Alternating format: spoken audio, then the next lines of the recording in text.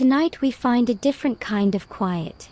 Not the quiet of your room, but the vast, hollow quiet of a sleeping desert just before dawn. A quiet so immense you can feel the weight of the stars. You are not in your bed. You are curled on a thin reed mat atop a packed earth floor, wrapped in a coarse woolen cloak that smells of dust, old smoke, and a faint, musky perfume of long-vanished spices. The wall against your back is not drywall, but pies, rammed earth and straw, still holding the deep, soul-sapping chill of the desert night. You probably won't survive a week out here on your own, but that's the point of this place. You're not on your own. You are in a cell, a cubicle, a momentary sanctuary in a sprawling mud brick complex known as a caravanserai, an ancient desert waystation. And it is slowly, grudgingly, beginning to wake up. So, before you get comfortable, take a moment to like the video and subscribe, but only if you genuinely enjoy what I do here. Now, dim the lights, and let's ease into tonight's journey together. Your eyes are open, staring into a darkness so complete it feels solid. But then, a sliver. A vertical blade of the faintest indigo light cuts through the black, falling from a small, high window set in the wall. It's not a window for viewing, it's an architectural gasp, a vent for air and a donor of light. That sliver is the first promise. You listen. The silence is not empty anymore. You hear a dry, rhythmic scuffling from the cubicle next to yours, the sound of a man sitting up on his own mat, the whisper of wool being adjusted. A low, wet cough echoes from somewhere across the central courtyard, hastily muffled. From the direction of the animal pens, a soft, guttural groan rolls through the cold air, a camel protesting the imminent end of its rest. It's a sound like a large, disgruntled piece of furniture coming to life. You push your own stiff body upright, the cloak falling to your waist. The air is knife-cold and dry, parching your throat with every breath. You can see your breath, a pale ghost in that newly arrived light. You are dressed in a simple, sleeved tunic and trousers, practical traveler's wear, and your feet are bare on the earth floor. You stand, your muscles protesting, and pad to the arched doorway of your cell. There is no door, just a heavy woven curtain currently tied back. You peer out into the central courtyard. It's a square of profound shadow, bounded on all four sides by the single-story cell blocks, their flat roofs silhouetted against a sky that is now bleeding from black to deep blue. The courtyard is vast, easily large enough to hold hundreds of men and their beasts. At its center, a darker shape denotes the wellhead. The famous well. The reason this place exists at all. Around the edges, you can make out the lumpy, dormant shapes of bundled goods, covered wagons, and stacked saddlery. The sky above is a dome of fading stars, and the air holds a crystalline clarity that feels ancient, untouched. A figure moves at the far end, a shadow detaching itself from a deeper shadow near what must be the keeper's quarters. It's the keeper himself, or one of his aides. He moves without a light, knowing every stone, every post. He goes to the great wooden gates, massive timbers banded with iron, and you hear the soft, heavy clunk of a locking bar being lifted and set aside. Not to open them yet, but to be ready. The sound is a formal starter's pistol for the day. In its wake, more sounds emerge. The clatter of a pottery lid. The splash of water into a basin.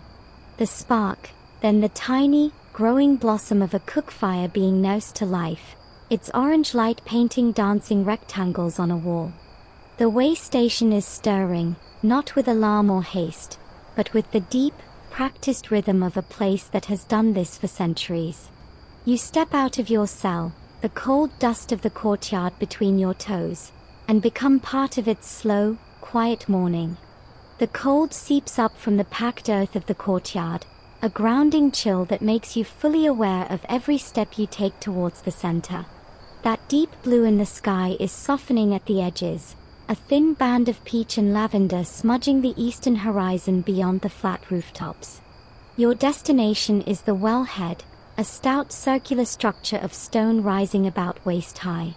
A small queue is already forming there, a line of shadowy figures holding clay jars or water skins, their postures hunched against the residual night. There's no chatter, just the occasional cleared throat or shuffle of sandaled feet. This is the first and most sacred ritual of the day. You join the end of the line, your empty water skin hanging from your shoulder. The man ahead of you is a driver.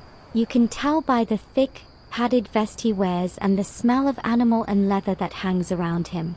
He doesn't turn. Everyone here is conserving energy, thermal, social, physical. You watch the well's keeper, a different man from the shadowy gate tender. This one is older, wrapped in a striped mantle, and he stands with an air of solemn authority beside the well. He oversees a younger assistant who actually works the mechanism. The well isn't a simple bucket on a rope affair. It features a shadoof, a counterweighted lever, or a large wooden windlass with a rope coiled thick as a man's arm. Historians still argue whether the sophisticated sarkia, the animal-powered water wheel, was commonly used at remote desert waystations or if its cost and complexity reserved it for more settled agricultural land. Here, it's the windlass. The assistant leans into the crank, muscles corded in the faint light, and a heavy leather bucket rises from the unseen depths. There's a profound, almost spiritual sound as it emerges, a deep, musical drip drip drip as water runs from the soaked leather back into the blackness, followed by the creak of the wood and the groan of the rope. The bucket is swung over the stone lip. The water isn't clear. It has a slight cloudiness, a mineral tang you can smell from 3 paces away, the taste of deep aquifer, of ancient rain that fell millennia ago. The keeper steps forward. He doesn't use a measure, he uses his eyes. He pours from the large bucket into the traveler's jar, stopping at a point that seems arbitrary to you but is clearly precise to everyone present. Not a drop more. The traveler nods, a gesture of respect, and moves away without a word. The process repeats. It is mesmerizing in its monotony. This is the lifeblood of the place, and its most tightly governed resource. That widely accepted historical fact is the absolute centrality of the well. A caravanserai could survive without a market, without a blacksmith, even without comfortable lodgings, but without a reliable water source, it was just a ruin in the sand. The keeper's role is therefore one of immense responsibility and power. He is not just a landlord, he is a hydrologist, a diplomat, and a judge. His careful rationing isn't greed, it's sustainability. He has to make this water last until the next caravan, or the next rainfall, whichever comes first, and in this desert, you'd never bet on the rain. When it's your turn, the driver ahead of you steps aside, his jar full. You offer your water skin. The keeper looks at you, his eyes dark pools in a face lined by sun and wind. He gives a slight, almost imperceptible nod to his assistant. The younger man pours. The water is shockingly cold, a cold that seems to vibrate, and it fills the skin with a satisfying, sloshing weight. As you step back to slip the stopper in, you notice a small, faded symbol carved into the stone of the wellhead, a spiral, or maybe a stylized lizard. A maker's mark, a pious inscription, or perhaps a charm to protect the water from evaporation or evil spirits. You'll never know. You shoulder your ration, feeling its precious chill against your back, and move away as the next in line steps forward. The chorus continues. The creak of wood, the groan of rope, the musical drip of deep earth water meeting the dry morning air. With the heavy, satisfying slosh of your water skin against your hip, you follow the scent of smoke.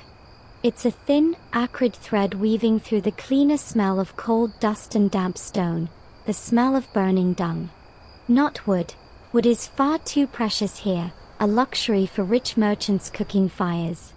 Here, the fuel is dried camel or goat dung, collected meticulously from the pens, mixed with straw, and patted into cakes to dry in the ferocious sun. It burns hot and fast with a distinctive, earthy smell. You trace it to a corner of the courtyard where a low, clay-lined fire pit glows.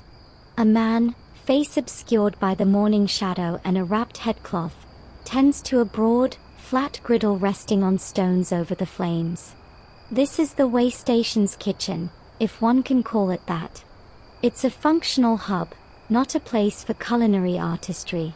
You join another short, quiet line.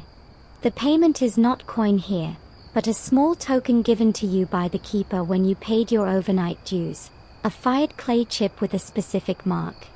You hand it over to the cook, who doesn't look up, just flips the token into a worn leather pouch at his waist with a practiced motion. In return, he uses a flat wooden paddle to slide 2 items onto a slab of coarse, dry bread that serves as your plate. The first is a lump of something that looks like hardened paste, the color of dusty gold. This is aish, or a simple barley mash, cooked slowly overnight in a sealed pot buried in the ashes beside the active fire. It's bland, thick, and incredibly filling, pure carbohydrate fuel.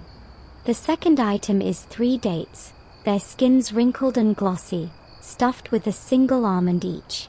The dates are sticky sweet, almost caramel-like, and the almond provides a startling, brittle crunch and a faint bitterness that cuts through the cloying sugar. This is your breakfast, sun-warmed barley paste and stuffed dates on dry bread. You won't be getting an omelette. You find a spot to sit on a low section of the wellhead stone foundation, out of the way of the steady traffic. You eat with your fingers, as everyone does. The barley mash is tasteless but warm, and that warmth spreading through your core is more valuable than any spice. The dates are a luxurious delight. This simple meal tells you everything about the economics of the route. The barley is local, or as local as anything can be in a desert, grown in scattered oases and traded for. It's cheap, durable, and energy-dense. The dates, however, are a treasure. They are nature's perfect travel candy. Packed with sugar and calories, they don't spoil, and they come in their own protective packaging.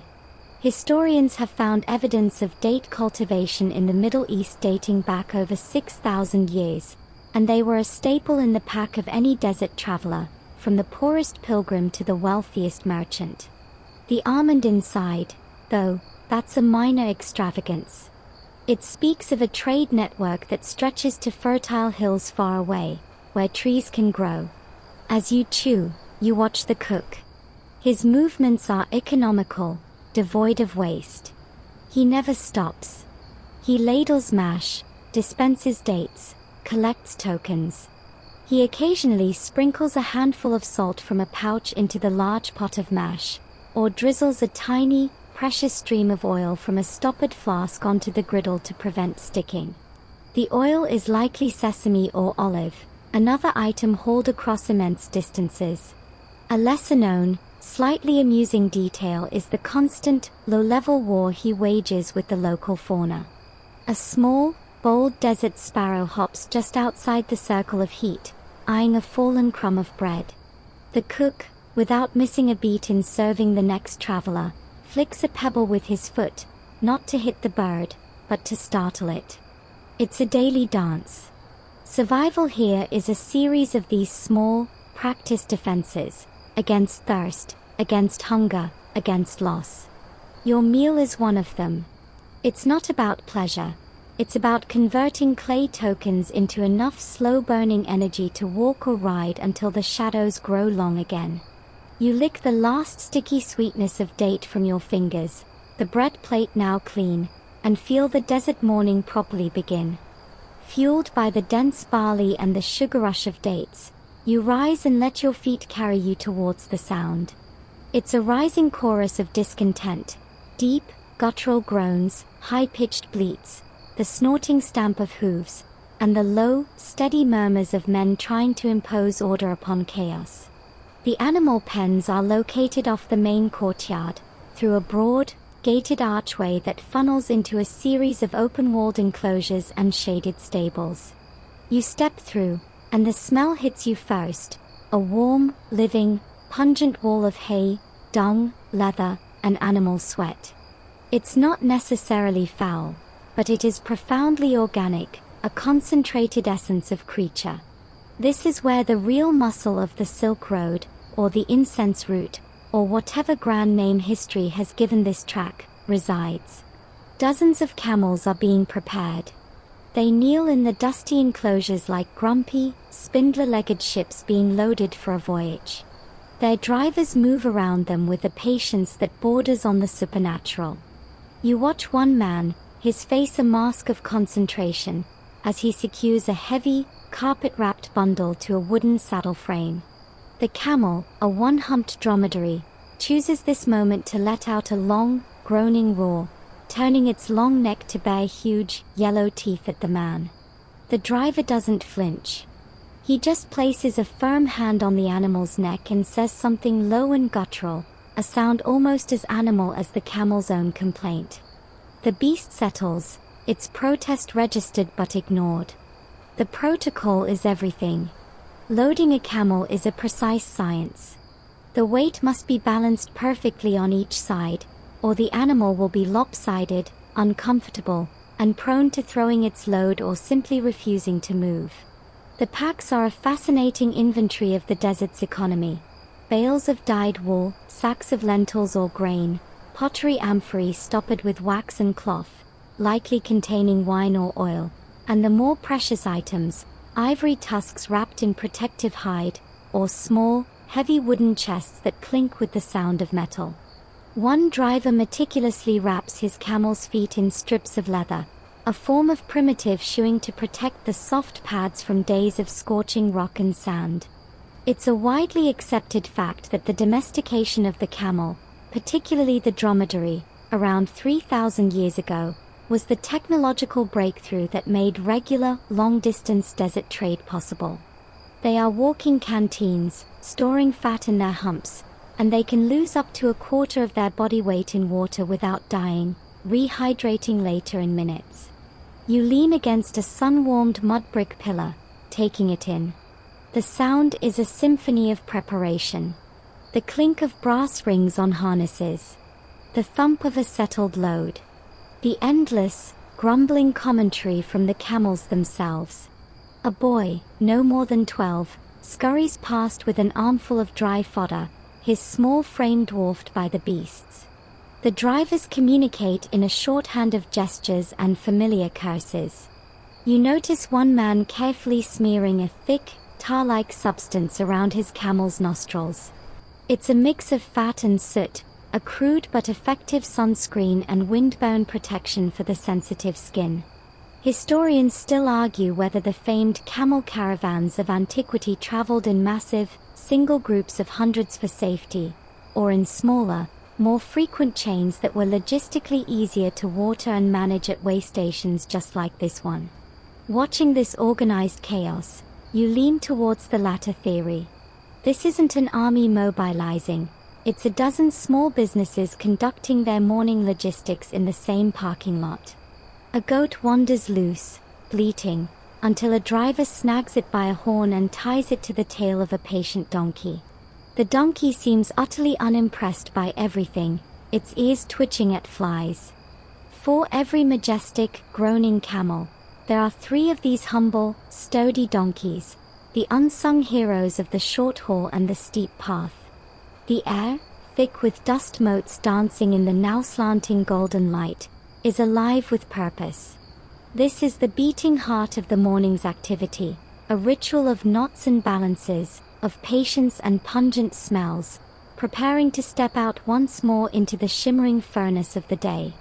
A different aroma pulls you from the animal pens, something sharp and herbal cutting through the warm animal musk.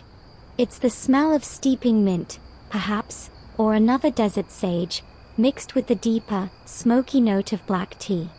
It leads you to a slightly more sheltered corner of the main courtyard, where a strip of shade is beginning to form along the eastern wall.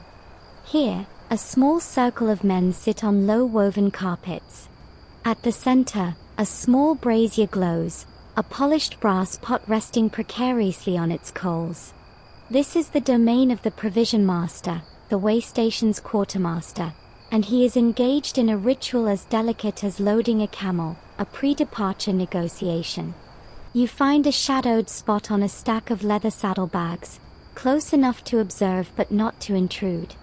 The provision master is a compact man with clever eyes, his fingers stained with ink and his tunic of a slightly finer weave than the driver's. Opposite him sits a merchant, his posture relaxed but his eyes keen. The merchant's clothes, while dusty from travel, are edged with subtle embroidery. Between them, unrolled on the carpet, is a bolt of linen. It's not the dazzling purple or crimson of royalty. It's a good, honest off-white, but its quality is evident in its tight, even weave. The merchant runs a hand over it, a loving gesture. For the road, the merchant is saying, his voice a calm, reasonable murmur. The dust in the northern pass is like ground bone this season. It gets into everything. A lining for my litter, a cover for my wares at noon. This, he pats the linen, breathes. Wool suffocates. The provision master nods slowly, pouring a thin stream of dark, bitter-looking tea from the pot into two small handleless cups. He offers one. The ritual of the tea is inseparable from the ritual of the deal. It's a social contract. To refuse is a profound insult. To accept binds you to a certain civility. The merchant accepts, raises the cup in a tiny salute, and sips, his face not betraying the probable scalding temperature. And my price, the provision master says, not looking at the linen but at the tea in his own cup, is for the protection of the cloth. The sun here does not breathe. It bleaches. It weakens. This bolt, left in a corner, becomes half its value in a season. I take that risk. They are not haggling with shouts and gestures. This is a quiet, intellectual duel. The merchant mentions the quality of the flax from his home region, a lesser-known detail being that the finest linen was often judged by its ability to be drawn through a signet ring, a demonstration of its incredible fineness. This bolt won't do that, but it's good. The provision master counters by noting the recent arrival of a caravan from Egypt, a true long-distance haul, bringing linens of renowned quality, thus lowering the local value of all others. This is likely a bluff, but a credible one. Historians still argue whether the famed Silk Road was primarily a conduit for luxury goods for the elite, or if the bulk of trade was actually in these humbler, high-volume staples like ordinary linen, wool, and foodstuffs. Watching this, you see the truth. It was both, operating on different scales simultaneously. Back and forth it goes, a point counted with a sip of tea. The merchant needs salt, dried fish, and fresh fodder for the next leg. The provision master needs durable goods to resell to incoming travelers. The linen is the currency. They finally settle, not with a dramatic handshake, but with a slow, simultaneous nod. The provision master claps his hands once, softly. A young boy appears. He is given whispered instructions and scurries off. The bolt is measured, not with a rule, but with the provision master's own arm span, a deer, each stretch counted under his breath. It's an ancient, personal measurement. The merchant watches, hawk-like, but does not protest. The measured portion is cut, the remainder re-rolled. The boy returns with sacks of the promised supplies. The agreement is sealed not with a document, but with the pouring of a second, even more bitter round of tea. The two men drink in silence, the deal now part of the waystation's memory, as binding as any written contract. You slip away as they begin to discuss, as friends now, the rumors of a washed-out bridge 2 days' journey to the east. The sun has finally cleared the eastern wall, and its light is no longer a gentle promise but a tangible weight, beginning to press the lingering chill from the air. In the strip of shade along the northern wall, beneath a faded, striped awning made of patched-together tent cloth, another kind of transaction is taking place. It is a quieter, drier affair than the tea-fueled bargaining. Here, a man sits cross-legged on a raised platform, a low wooden writing desk across his lap. This is the scribe. The air around him smells of dust and papyrus, with an underlying hint of vinegar, the smell of the thin, sharp ink he uses. He is the waystation's memory and the empire's long arm. As the last of the caravan masters finalize their loads, they must come to him. You watch as a burly man with forearms like twisted rope, a captain of a small pack train, approaches and squats before the platform. He speaks in a low rumble, listing his goods: 40 skins of Armenian wine, 10 bales of goat hair, 5 of spun wool, 1 sealed chest of temple ornaments. He says the last with a slight pause, and the scribe's pen, a reed stylus, hovers for a fraction of a second before continuing its swift, bird-like scratches across the pale sheet of papyrus. The scribe does not look up. His job is to record, not to judge. He writes in Aramaic, the administrative lingua franca of empires, a script that looks like a series of elegant, connected ticks and dashes. He notes the types of goods, their estimated quantities, and their point of origin. This is for the toll. The widely accepted historical fact at play here is the Roman portoria, or the Persian radar, or the Nabatean transit tax, different names for the same reality. Movement costs money. A percentage of the goods value is owed for the privilege and protection of using the maintained routes and the safety of the waystations. The scribe calculates it swiftly in his head, murmuring a number. The caravan master doesn't argue. He produces a small, heavy leather pouch and counts out a clinking mixture of silver denarii and bronze sestertii, the currencies of the Mediterranean world, their faces worn smooth by 10,000 hands. Some of the payment is made in kind. A skin of that Armenian wine is set aside beside the scribe's platform, part of the official's perquisite. As the coins are counted onto a small brass scale to verify weight, because clipping bits off the edges of precious metal coins was a timeless hobby, you notice the scribe's tools. His ink pot is a double-horned vessel, one chamber for black ink made of soot and gum, the other for red ochre used for headings or corrections. His papyrus is not a fresh, creamy sheet, but a slightly yellowed roll, and he writes on a reused section, a palimpsest of bureaucracy. A lesser-known, slightly amusing detail is the constant battle against the elements. A sudden, capricious gust of wind, funneled through the courtyard, threatens to lift the corner of the papyrus and spray dust over the wet ink. The scribe, without breaking his calculation, slaps a smooth, river-worn stone onto the scroll's edge, anchoring it. It's a move born of 1,000 such gusts. The caravan master takes his stamped clay receipt token, nods, and leaves. The next merchant steps up. The scribe's face remains a mask of neutral concentration. Historians still argue whether these frontier toll stations were efficient revenue collectors for a central state or largely informal, opportunistic levies by local chiefs that added to the messy, expensive reality of long-distance trade. Watching the practiced efficiency, the standardized script, and the acceptance of multiple currencies, you get the sense it's a bit of both. A formal system grafted onto an ancient, informal reality. The scribe is the knot that ties them together. His ledger, which will be collected by a military courier every month, is how an emperor in Rome or Ctesiphon knows, in abstract, what flows through his deserts.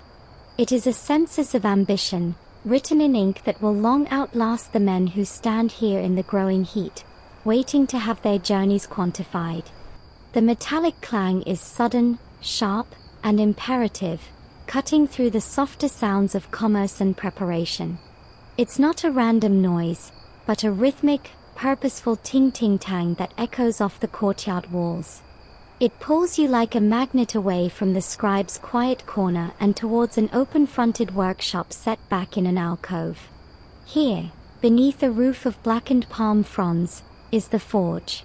The heat hits you in a palpable wave, a dry, aggressive warmth that makes the already warming morning air feel cool by comparison. The blacksmith is a mountain of a man, his torso bare and gleaming with sweat that carves clean tracks through a layer of soot and ancient ash. He's not working on a sword or a fancy dagger. His entire world, at this moment, is a fat, simple band of iron, about 2 inches wide, lying orange-yellow and malleable across his anvil. A caravan driver stands nearby, his face pinched with anxiety, holding the broken pieces of a wooden axle in his hands. The story is obvious. A critical metal band, a tire that holds the wooden wheel together on the axle, has snapped. Without it, the wagon is a dead weight. The smith works with an economy that is mesmerizing. He pumps a bellows made from a whole goat skin with his foot, and the coals in the small, clay-lined furnace leap to a searing, white-orange heart. He uses tongs to thrust the band back into the heart of the fire, turns it, watches the color change. He knows the metal by sight. When it reaches the perfect, bright yellow heat, he pulls it out, the glow painting his intense face in hellish light. Ting ting tang. He hammers, not with wild fury, but with precise, angled blows, folding the heated ends of the broken band over each other. This is a scar, not a replacement. It will be a weak point, but a strong enough one to get the wagon to the next major town. He works in near silence, punctuated only by the ring of steel and his own grunts of effort. The driver doesn't speak, knowing better than to interrupt the sorcery. A widely accepted historical fact is the itinerant nature of such essential craftsmen. A blacksmith of this skill wouldn't stay forever at a remote waystation. He might travel a circuit between several, spending a week at each to handle repairs, his arrival as anticipated as a water caravan. His knowledge was elemental, the magic of turning rock, ore, into something that could hold the world together. For his repair, he will be paid from the driver's pouch, but also in kind, a portion of fodder, a length of rope, a place in the wagon for the next leg of his own journey. As he works the metal, you notice the lesser tools of his trade. A bucket of dark, sludgy water for quenching sits by the anvil, a precious commodity stolen from the well's strict ration. Scattered around are finished and half-finished items, simple knives, hobnails for boot soles, hooks for tents, and a pile of crooked iron nails. Historians still argue whether the quality of ironwork declined or simply became more utilitarian in the far frontiers of empire, far from the famed forges of Damascus or Toledo. Watching this repair, you see the answer. It was supremely, vitally utilitarian. This band doesn't need to hold an edge. It needs to hold a wheel together for 50 more miles of rock-strewn track. That's a different kind of genius. He heats the band one last time, this time to a deep cherry red, and then plunges it with a fierce hiss and a cloud of acrid steam into the quenching bucket. The sound is the sound of necessity being cooled into permanence. He pulls it out, now black and dull, and without a word, hands it to the driver. It's still warm. The driver produces a coin, which the smith pockets without looking, his eyes already on the fire, judging the coal. The driver scurries off to fit the mended band. The smith takes a long drink from a porous clay jar of water, the liquid dripping down his sooty chin. The ting-ting-tang is over. For now. The waystation's heartbeat, for one more wagon, has been repaired. With the clang of the forge still echoing in your ears, you drift towards the well again, not for water, but for its role as the waystation's unofficial newsroom. The main caravan is almost ready to depart, and a group of men, guides, outriders, and a few seasoned drivers who aren't rushing, have gathered in its shrinking circle of shade. They are the information brokers of the desert, their faces networked with lines from squinting at far horizons. They don't sit, they stand in a loose ring, leaning on staffs or the well's stone rim, speaking in low, gravelly tones. This is where you hear the whispers on the wind. You pretend to adjust the strap of your water skin, lingering at the edge of their circle. The conversation is a mosaic of practical terror and dry humor.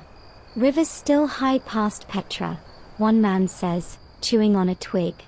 The Roman bridge holds, but the ford beneath it will swallow a donkey whole. Take the high path, even if it adds half a day. Another spits into the dust. High path has its own taxes this season. The Nabatean boys are feeling ambitious since the legions pulled back to Bosra. They'll want a silver for every 5th camel. A guide with a faded blue head wrap shakes his head. Better silver than your throat cut. Heard about the Ghassanid train? 2 weeks south? Not bandits. Sandstorm. They found the lead scout a mile from the rest, his water skin full, his face. He doesn't finish, just makes a vague, terrible gesture with his hand. The men nod. The desert has many killers, and men with swords are only one variety. This is the real-time data stream of the ancient world. They trade in rumors of political upheaval, a whispered name of an assassinated satrap in Damascus that could mean new, unpredictable tolls. They discuss the legendary bandits not as myths, but as seasonal hazards, like flash floods. The ghost of the Wadi Rum this year, a man with a scar across his knuckles mutters, is just the rabble tribe's younger sons, bored and poorly provisioned. Leave a skin of wine and a bag of barley at the 3rd cairn on the ridge, and they'll watch you pass. It's presented not as cowardice, but as a business transaction, a toll paid to a different kind of authority. A widely accepted historical fact is that these trade routes were conduits for more than goods. They were the internet of their day, spreading news, religious ideas, and technological innovations at the speed of a walking camel. The tale of a sandstorm that wiped out a caravan travels faster than the next caravan, as a warning. You catch a lesser-known, amusing detail as one older guide complains about the changing demographics of travel. Too many pilgrims now, he grumbles. They don't know how to pack.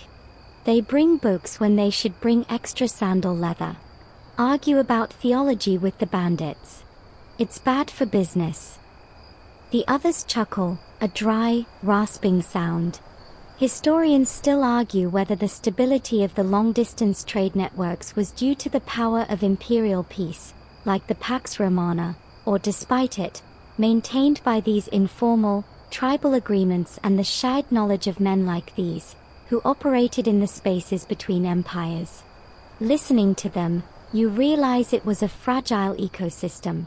The empires built the walls and sometimes patrolled the roads, but this fraternity of the sun-beaten knew the true price of passage, the location of every hidden spring, and which stories of bandits were exaggerations and which were understated. One of them mentions a new sect of ascetics building a monastery in a cliff face to the east. They'll need supplies, another says, his eyes calculating instantly. The news shifts from hazard to opportunity. The whispers move on, and you move with them, carrying a new map of dangers and chances in your mind, drawn not on papyrus, but in the dust with a stick. The urge to see what the guides see pulls you toward the perimeter. You find a set of rough-cut stone stairs built into the inner courtyard wall, narrow and worn smooth in the center by generations of feet. You climb, leaving the bustling microcosm below, and emerge onto the flat, crenellated roof of the waystation's outer wall. The world opens up, and the wind, which was just a whisper in the courtyard, is a constant, pressing presence here, hot and dry as a baker's oven. You are not alone. A guard leans against the parapet, one foot propped on the low wall, his eyes scanning the shimmering expanse. He's a mercenary, you can tell. His attire is a mix, a Roman-style leather larica vest over a faded Syrian tunic, a long Nabatean knife at his belt, and a spear leaning beside him, its iron point thrust into a crack in the stone to keep it upright. He doesn't look at you as you approach, just gives a slight, almost imperceptible tilt of his chin. Permission to share his vista and his boredom. You join him, resting your forearms on the sun-warmed stone. The view is breathtaking in its emptiness. The desert stretches in every direction, a vast, rippling plain of ochre, tan, and bleached white stone, all the way to hazy, purple mountains that seem painted on the horizon. The road, the reason for all this, is just a faint, lighter-colored scar winding through the scrub and rock before being swallowed by the heat haze. There is nothing moving out there. Nothing. That's the point. The guard's job is to watch that nothingness for the first sign of something, an approaching caravan, a dust plume from riders, or the telltale shimmer that might betray a small, predatory band trying to approach under cover of the mirage. It is a task of profound monotony. See anything? You ask, your voice feeling small against the wind. He spits over the wall, a tiny droplet that vanishes before it seems to hit the ground. Lizards, he grunts. 2 hawks. A mirage that looks like a lake. It always looks like a lake. His accent is unplaceable, the product of a dozen postings. He's not here to fight glorious battles. He's here to be a symbol of deterrence, a silhouette on the wall that tells the desert, this place is watched. His presence is the widely accepted historical fact of frontier security. Standing armies are expensive, so remote posts were often held by these hybrid forces, local auxiliaries, hired mercenaries, or semi-obligated tribal levies. Their loyalty was to their paymaster and their own survival, in that order. He shifts his weight, and you see the small, personal adjustments to the boredom. A worn set of dice in a pouch at his belt. A chunk of charcoal he's used to sketch a rough game board on a flat stone. A water skin, much larger than yours, hanging in a shaded niche. The lesser-known detail is his greatest enemy, the sun. His exposed skin is coated in a thick, pasty layer of a substance made from olive oil and powdered clay, a primitive, effective sunscreen. He has a cloth wrapped around his head and neck in a complex way that leaves only a slit for his eyes. He looks like a beekeeper prepared for the hive of the sun. Historians still argue whether these remote garrisons were militarily effective or merely a tripwire, a symbolic presence meant to reassure travelers and create a sense of imperial order that extended beyond its practical reach. Watching him scan the hypnotic, empty landscape, you understand the argument.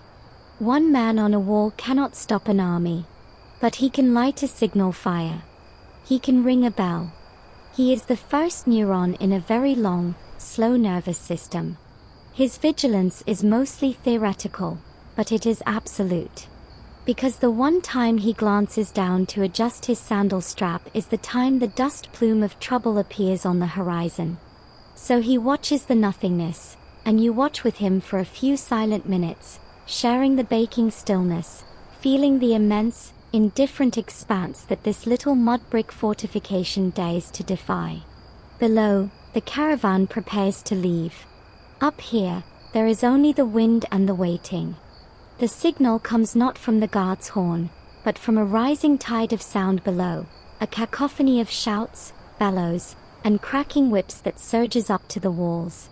The guard beside you doesn't move, but his posture shifts minutely, his gaze now tracking the movement beginning at the great gates. The main event is starting. You descend the stairs, back into the furnace blast of the courtyard, now a scene of orchestrated tumult. This is the quiet chaos of final departure. The massive wooden gates, which have been barred since nightfall, are now swung fully inward, their iron hinges screaming a protest that's lost in the noise. The world outside is a blinding rectangle of white gold light. The caravan master, a different man from the provision master, stands near the opening, his voice a ragged instrument of command, somehow cutting through the din. He's not giving grand speeches, he's issuing a stream of pinpoint orders. Yusuf's train first. Donkeys before camels. Tighten that girth, you want to roll it for bandits. The exodus is not a stampede, but a slow, viscous flow. The first to move are the scouts and outriders, lean men on tough, shaggy ponies. They trot through the gates without a backward glance, fanning out into the glare to form a protective screen. Behind them, the first line of loaded donkeys begins, led by drivers who walk beside them, clicking tongues and tapping flanks with sticks. The donkeys move with resigned plodding, their ears twitching. Then come the camels. Each driver coaxes his kneeling beast to rise, a two-stage, lurching process that seems to defy physics. As each camel gains its ridiculous, swaying height, it adds its voice to the chorus, roaring its displeasure at the universe.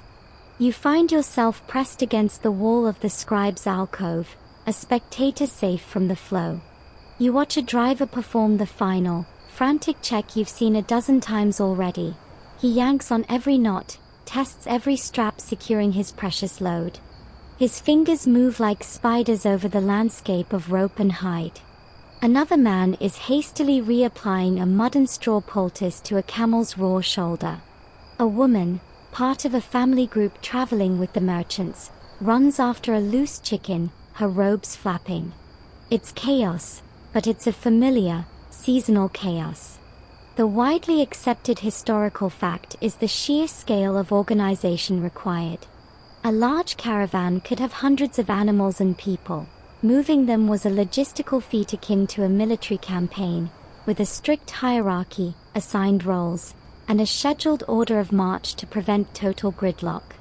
Amidst the dust and noise, you spot the provision master and the scribe, standing together near the gate.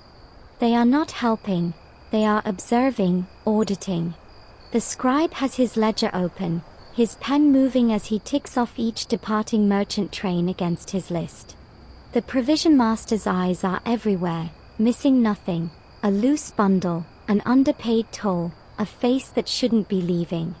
The air fills with a thick, red-gold dust, kicked up by 1,000 hooves and feet, turning the sunlight into tangible shafts of glowing haze. The smell is overwhelming: dust, dung, animal sweat, and the sharp tang of human anxiety. A lesser-known, slightly amusing detail is the last-minute gift economy. A driver tosses a small, hard cheese to the boy who tended the cook fire. A merchant presses a tiny, flawed pearl into the keeper's hand, not for services rendered, but for goodwill upon his return. The keeper nods, pockets it without looking. These are not bribes, but investments in the future, tiny threads of obligation woven into the waystation's social fabric. Historians still argue whether the departure of a major caravan was a moment of vulnerability for the waystation, stripping it of defenders, or a moment of relief, easing the strain on its resources. As the last of the groaning camels clears the gate and the final wagon, its newly repaired iron band gleaming dully, rolls across the threshold, you feel the answer settle in the suddenly thinning dust. It's both. The protective bubble of community is now stretched thin across the desert, and the fort feels exposed. But the well's water will now last longer. The silence, when it comes, is startling. The silence doesn't arrive all at once. It seeps in, like cool water into parched sand, filling the spaces left behind by the roar and the dust. The great gates are pulled shut with a definitive, hollow boom, and the locking bar drops back into its brackets with a sound of finality. For a long moment, everyone left inside simply stops.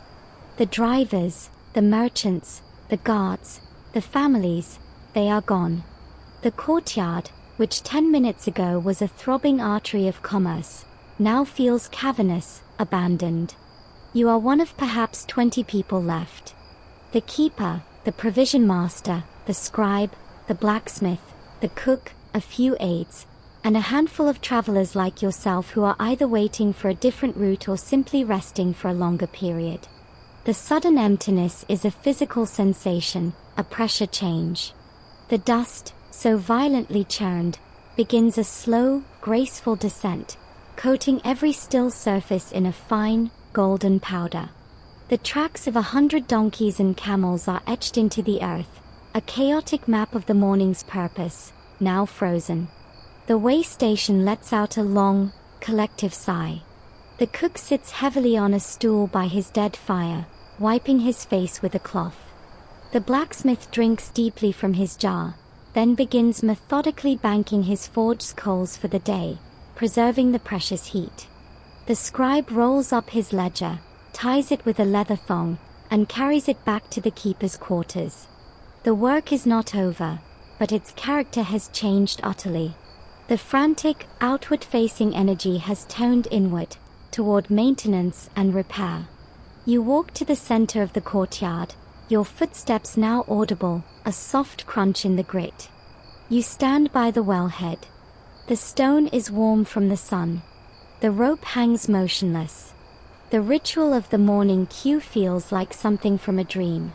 This is the widely accepted historical reality of these places. They were pulses, not constants. They filled and emptied like lungs. 4 days or weeks, they might be as silent as this, a lonely outpost holding its breath, before the next distant dust plume signaled the next frantic intake of life and noise. Their entire existence was cyclical, a heartbeat measured in caravans. You notice the small things left behind. A broken sandal strap discarded near the animal pens. A single, bright blue glass bead, lost from some necklace, winking in the dust. A forgotten water skin, already half empty, left leaning against a wall. The lesser-known detail is the immediate scavenging. A young aide, the same one who served the provision master, is already making a slow circuit. He picks up the bead, pockets it. He tests the forgotten water skin, finds it drinkable, and adds it to a pile by the kitchen. He shakes out the broken sandal, checking if the leather is salvageable. Nothing is wasted. The departing caravan's loss is the stationary community's tiny gain. The quiet is profound, but not peaceful. It's a watchful quiet. The guard is still on the wall. The keeper emerges from his quarters and does a slow, solitary walk around the perimeter of the courtyard, his eyes missing nothing: a crack in a mud brick wall that needs repairing, a section of roof thatching coming loose. Historians still argue whether the operators of these remote waystations saw themselves as noble providers of sanctuary or simply as pragmatic businessmen running a risky, essential utility in the middle of nowhere. Watching the keeper's face, lined with the responsibility of it all, you suspect it was a tangled mixture of both, a duty born of profit and a pride born of survival. The storm has passed. The shelter remains, slightly more worn, waiting for the next wind. The keeper finishes his circuit and catches the eye of the scribe, who has returned from storing his ledger. With a silent understanding, they move together towards the large, shuttered storerooms built into the base of the northern wall. This is the waystation's true treasure vault, not of gold, but of continuity. The keeper produces a heavy iron key from his belt, unlocks a padlock, and swings the wooden doors wide. You linger at a respectful distance, in the shade of an archway, watching the ritual of the tally. The interior is dark, cool, and smells of grain, dried fruit, and the faint, sweet scent of fermenting wine from cracked amphorae. Light slants in through the open doors, illuminating drifting motes and the two men as they step inside.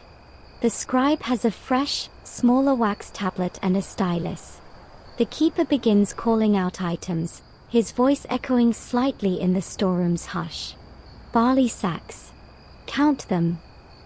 You hear the soft thump as the scribe or an aide pushes each heavy sack. 18. 19. 20. The scribe's stylus scratches on the wax. Date barrels.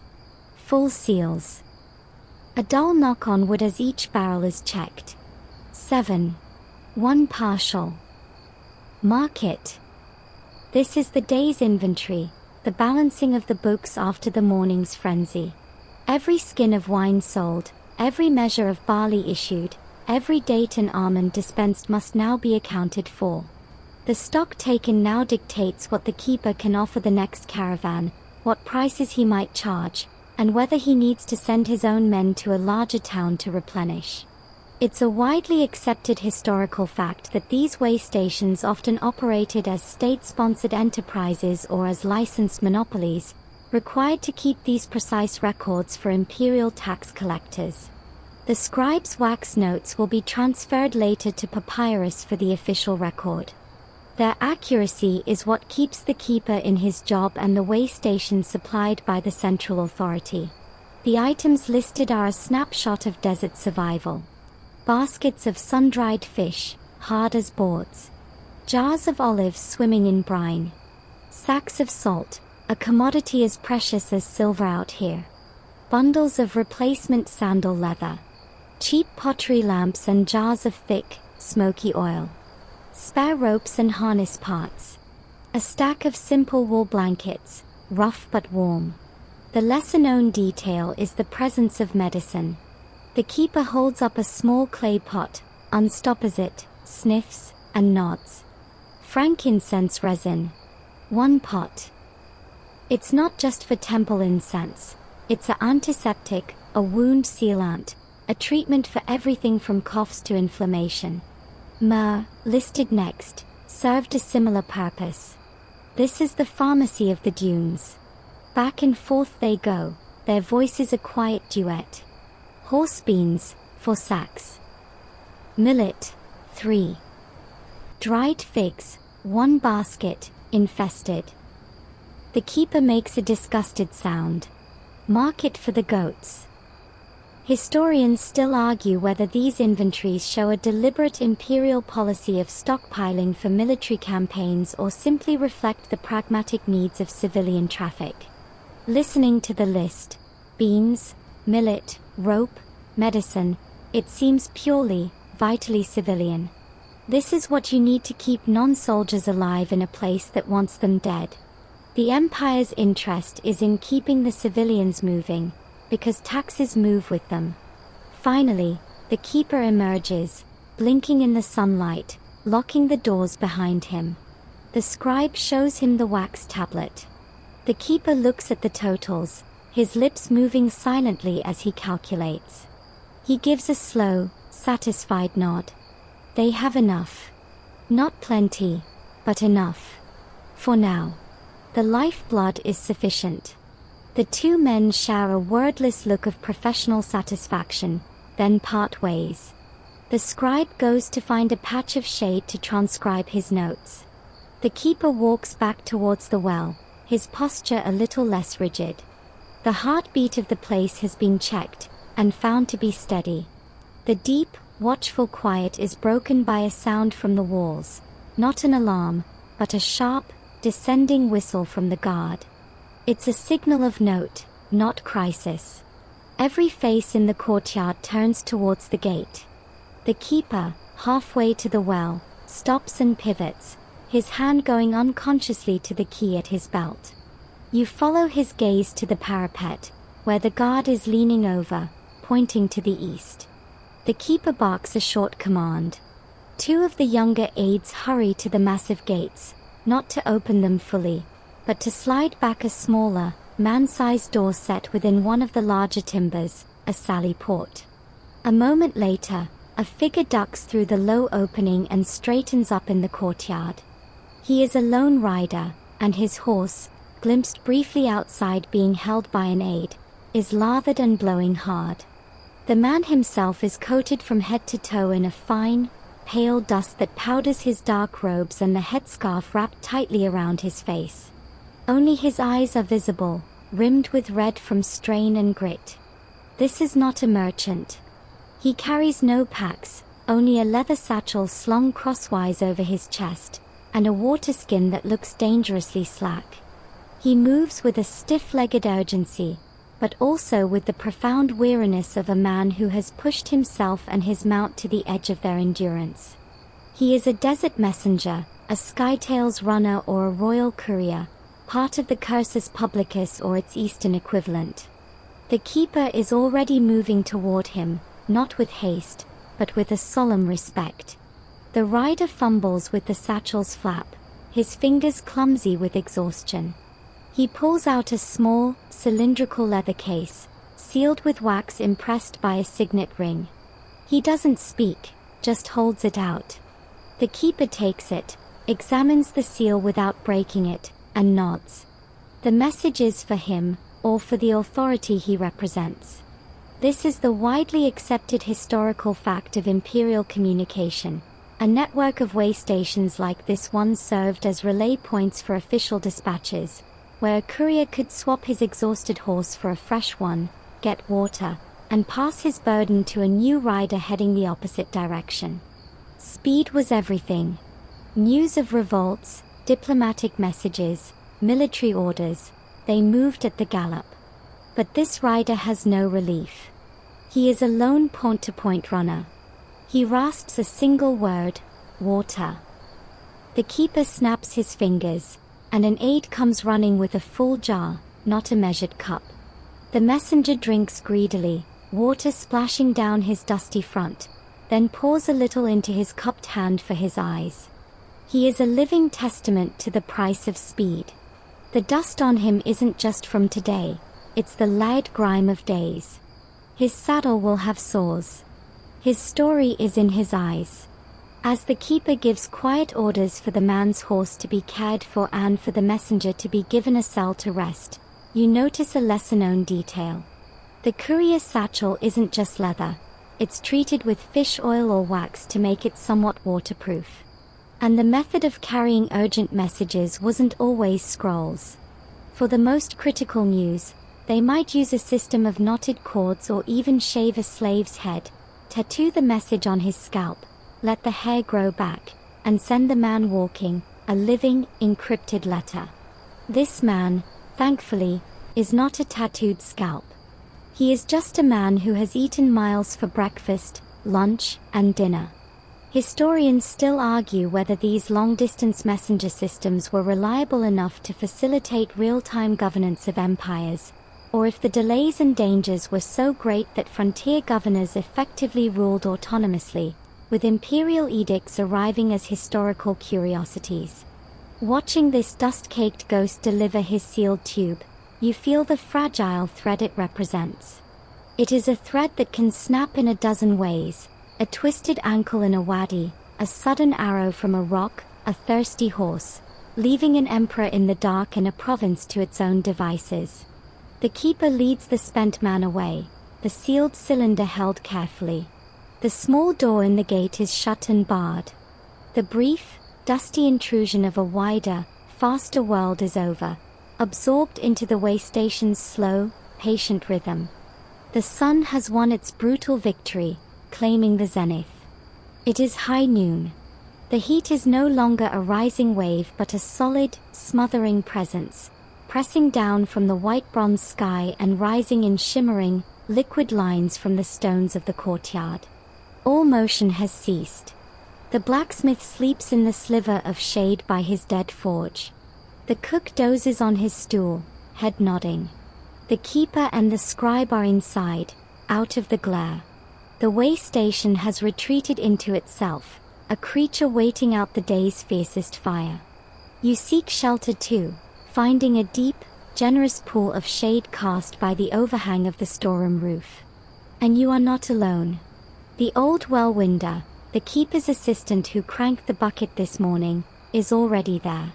He sits with his back against the cool mud brick, his legs stretched out, a piece of worn leather and a bone needle in his hands, slowly stitching a torn strap. He glances up as you settle against the wall a few feet away, gives a slow blink of acknowledgement, and returns to his work. The silence between you is companionable, filled only with the faint fut-fut of his needle pulling through the tough hide. After a while, he speaks, his voice a dry rustle like palm fronds. You wait for the north road. You nod. He grunts, a sound that could mean anything. It is a patient road. He ties off his stitch, bites the thread with teeth worn flat, and lays the strap aside. He pulls a small, wrinkled date from a pouch, offers you one. You accept. It's drier, less sweet than the mornings, but it feels like a gesture of fellowship. He doesn't tell an epic tale. He tells you about the well. 30 years I have turned that crank. he says, looking out at the blinding courtyard, his eyes seeing something else. My father did it before me. Knew the sound of the bucket hitting the water in the dark. Could tell by the strain on the rope how deep the level had fallen in a dry season. He tells you of the great drought, 15 years back, when the water level sank so low the rope had to be lengthened twice, and the keeper rationed each man to a cup a day. We drank the juice from pickled olives to keep our throats from closing. The camels cried. Real tears. He smiles, a network of cracks in his leathery face. Then the rains came. Not here. Up in the hills. 3 days later, the well sang. A deep, gurgling song we could hear from our beds. The water rose, sweet and cold as a new moon. This is his life, not in caravans or empires, but in the aquifer. A widely accepted historical fact is that these specialized, hereditary roles were the glue of such places. The well-winder, the smith, the scribe, their knowledge passed down, making them institutions more permanent than the empires that claimed sovereignty. His story is the lesser-known, human-scale history.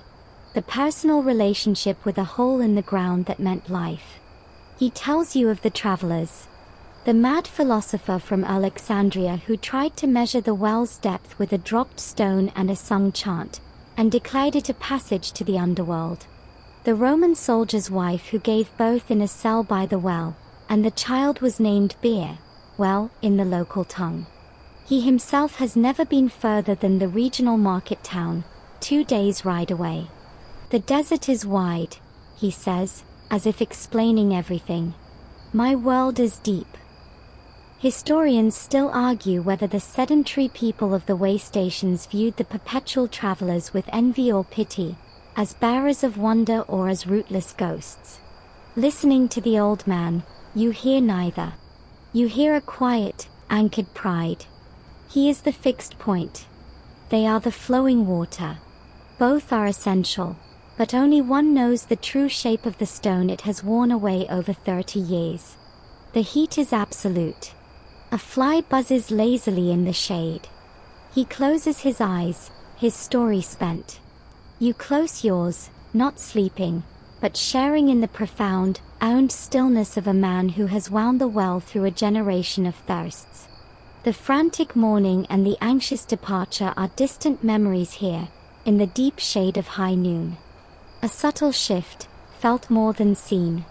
The blinding white hammer of light directly overhead begins, imperceptibly, to tilt. The shadow you sit in, pulled against the storeroom wall, has stretched a finger's width further into the courtyard. The change is first registered in the quality of the air. The heat is no longer gaining ground, it is simply holding its conquered territory, soon to be in retreat. The old well-winder beside you opens his eyes, as if he felt the celestial gear click over. He pats your knee once, a gesture of shared vigil completed, gathers his mended strap, and pushes himself to his feet with a soft groan of joints. He has a well to tend. You rise too, your own muscles stiff from stillness. The waystation is beginning to stir from its siesta. The cook stretches, yawns, and starts to rebuild his fire, not for the frantic service of the morning but for the slow simmering of the evening's communal pot. Over by the animal pens, one of the aides is forking fresh, dry fodder into the mangers for the few remaining animals.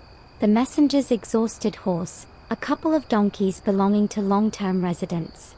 The rhythm is starting again, but it's a different rhythm now, slower, more deliberate, tuned to the falling side of the day. The keeper emerges from his quarters, the sealed messenger's tube presumably stored away. He walks to the gates, not to open them, but to climb the stairs to the parapet. You follow, the stones of the steps still hot but no longer blistering. Up top, the guard is still there, a different man now, sharing a waterskin with the keeper. They are both looking west, where the sun has begun its long, glorious decline. The light is turning gold, painting the endless desert in tones of honey and amber. The keeper's face is calm, contemplative. He is not just looking at beauty, he is reading the road. The angle of light will soon reveal distant travelers better than the flat glow of noon. This is the promise of evening. The cycles turn. The widely accepted historical fact is that these waystations were most vulnerable at dawn and dusk, times of transition. But they were also most alive with expectation. The keeper's vigil now is the mirror of the guard's morning watch. He is looking for the next pulse of life. A caravan from the west might aim to arrive before full dark, to unload in the cool twilight. The departing caravan from this morning is now a day into the void, seeking the next island of mud, brick and water. The system only works because each link in the chain holds, because each keeper, from here to Palmyra or Petra or beyond, performs this same evening ritual. You descend back into the courtyard, now bathed in that rich, lateral light that makes every texture, the grain of the wood, the weave of the mats, the cracks in the earth, stand in sharp, beautiful relief. The lesser-known detail of this hour is the sound. The day's residual heat trapped in the mud brick walls begins to release with a series of tiny, musical pings and ticks, the sound of the very architecture sighing as the pressure changes. It's the waystation's own circadian rhythm. A young boy squeezes the dust from in front of the cell doorways with a broom of twigs, not because it's dirty, but because it's ritual, a preparation for new guests. The well-winder is back at his post, drawing a fresh bucket just to check the level, the drip drip drip like an evening bell. Historians still argue whether the existence of these waystations extended the reach of empires or merely illuminated the limits of their power, showing how human ingenuity created oases of order in the vast spaces their armies could not permanently control. As you watch the golden light gild the simple, sturdy lines of this place, you feel the answer is both, and it doesn't matter. The empire's stamp is on the scribe's seal. But the life of the place, the mended strap, the sighing walls, the keeper's westward gaze, belongs to the desert and the people who learn to whisper back to it. The cycle is turning. The morning's frantic energy is now a memory woven into the dust. The deep chill of the coming night is still a promise. And in this gentle, gilded in-between, the waystation breathes, rests, and prepares to do it all again tomorrow.